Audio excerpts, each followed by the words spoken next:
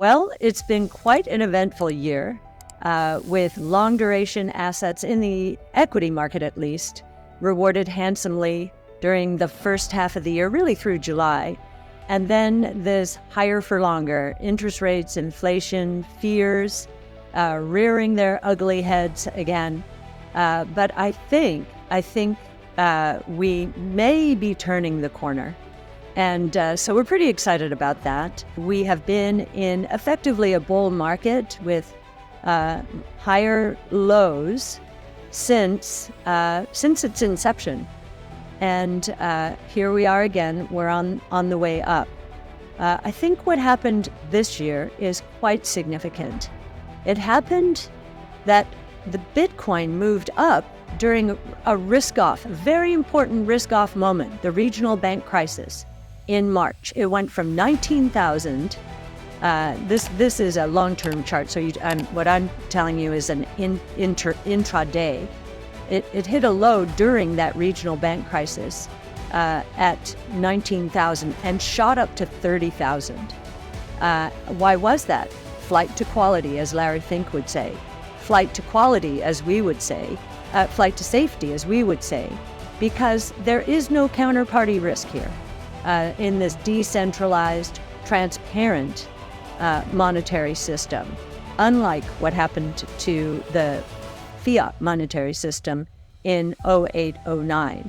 And I think more people are beginning to understand that this is not just a risk-on asset. When the markets are feeling really good, Bitcoin tends to do very well. But can you believe it's also a risk-off vehicle? And more investors, including institutions, are beginning to understand this. When the yield curve inverts, we are either in a recession or not far from a recession. And we would say we've been in a rolling recession for the past year and a half. The yield curve inverted for the first time in July of 2022, so it has been more than a year. And we think that it is a harbinger of much slower economic growth and lower inflation than most people believe. The other point we like to make about this chart is, to see a yield curve going down to -1 or -1% or 100 basis points, just like it did in the early 80s today, is quite something because the base of rates is so much lower. So today we have the long bond yield in the 4.5% to 5% range. Back in the 80s, that number was 15%. And yet we have had the same degree of inversion here. That tells us that monetary policy today is much more stringent than it was even in the early 80s when interest rates were at 15%. So we think monetary policy is much tighter than many understand. And we do believe it will have far-reaching ramifications over the next year or so. The other thing that happened actually this week was an executive order on artificial intelligence, which we think can be described as serious overreach and certainly favors the incumbents and we think would really hurt innovation. So it is an executive order. We do think that both Bitcoin or crypto or digital assets and artificial intelligence now could become part of the election year debate. It seems like both groups, the Bitcoin and crypto digital asset community and the AI community, except for maybe the largest players, are both up in arms about this executive order. If it becomes an election year issue,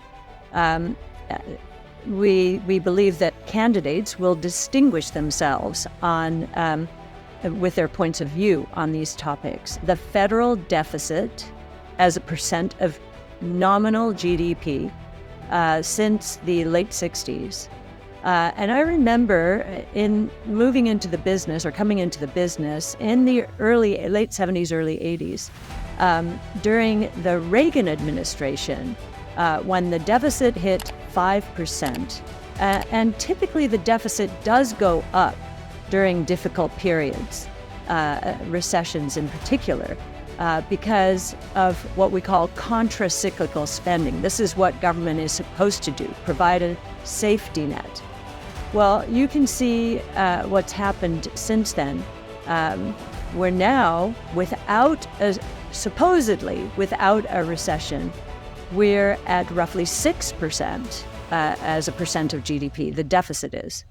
And so the question is, oh my goodness, what would happen in a recession? So maybe this spending and this deficit is more contra-cyclical than many people think.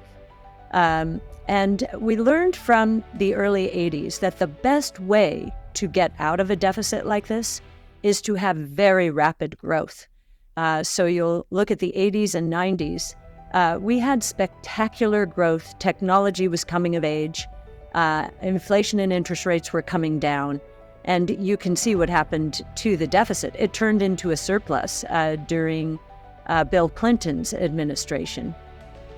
And we think that could happen again. So we are not as negative about the deficit, although we do believe that the spending programs that have been put in place in the last couple of years have been overdone. And as I've mentioned in prior in the nose, government spending is taxation of one form or another. It will turn into taxation, whether actual taxes to try and cure it, or in the case of a rapidly growing economy, the taxes that go with that would be a good solution.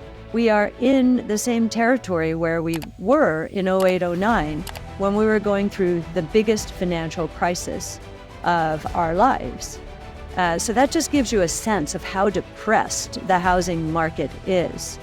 And people are just not going to move because they have 2.5%, 3% mortgage rates, and they don't want to roll over into 7.5%, 8% mortgage rates or higher.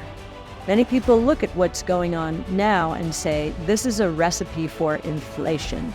The way to get out of debt is to inflate it away.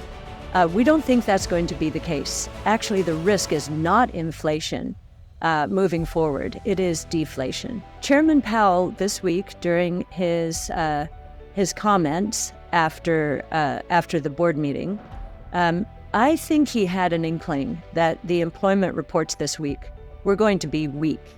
I think he probably had a sense of initial claims. They went up.